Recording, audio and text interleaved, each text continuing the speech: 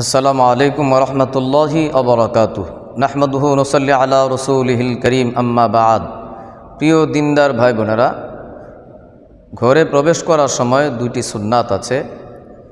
এক নাম্বার হলো যখন ঘরে প্রবেশ করার সময় এই দোয়া পড়তে হবে। এই দোয়া পড়া সুন্নাত, আল্লাহুম্মা ইন্নী আসআলুকা খায়রাল মাওলাজি ওয়া খায়রাল মাখরাজি, বিসমিল্লাহি ওয়ালাজনা ওয়া বিসমিল্লাহি খারাজনা ওয়া আলাল্লাহি রব্বানা তাওয়াক্কালনা।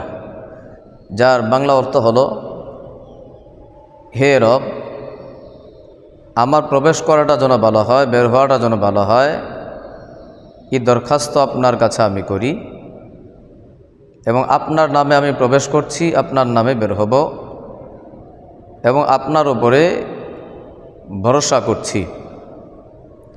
এই দোয়া পড়া এটা হলো সুন্নাত। দুই নাম্বার সুন্নাত হলো সালাম দিয়ে প্রবেশ করা। আসসালামু আলাইকুম ওয়া রাহমাতুল্লাহি ওয়া বারাকাতুহু। সালাম দিয়ে প্রবেশ করা। যদি মানুষ থাকলেও সালাম দিতে হবে। ঘরের ভিতরে কোনো মানুষ না থাকলেও সালাম দেয়া সুন্নাত, কারণ ঘরের ভিতরে রহমতের ফেরেশতা তো আছে।